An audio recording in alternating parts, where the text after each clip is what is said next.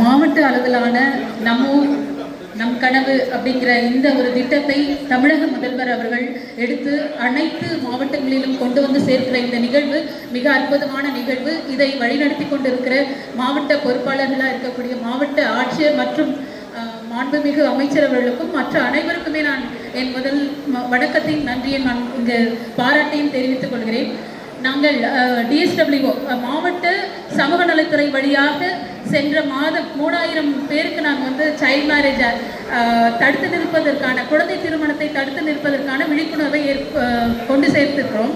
இதில் மாணவர்கள், பெற்றோர்கள், கிராமப்புற மக்கள் இதில் பயனடைந்திருக்கிறார்கள். இந்த பயனடைந்ததில் நான் 35 ஆண்டுகள் பெண்களுக்கும் குழந்தைகள் மத்தியிலும் பணி செய்து வருகிறேன்.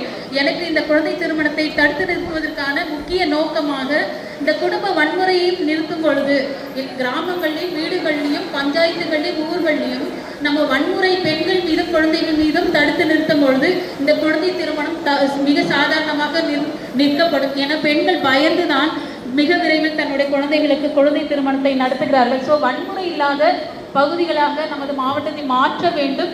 அதில் மிக முக்கியமாக குழந்தை திருமணம் என்கிற இந்த ஒரு விஷயம் வெறும் குழந்தை திருமணம் பெண்களுக்கு மட்டும் இல்லை, ஆண்களும் இதில் பாதிக்கப்படுகிறார்கள்.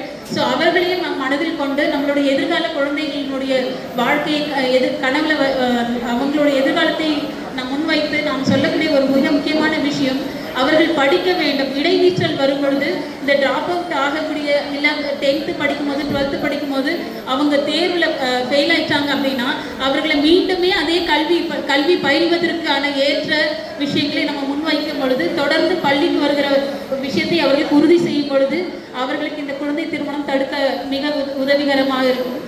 2 விஷயங்கள் மிக முக்கியமாக நாங்கள் எங்களுடைய களப்பணி சார்பாக சொல்கிறோம். வன்முறையற்ற ஒரு குடும்பங்களையும் வன்முறையற்ற கிராமங்களையும் நாம் உருவாக்க வேண்டும், பெண்கள் குழந்தைகள் பாதுகாப்பாக இருப்பதற்கு.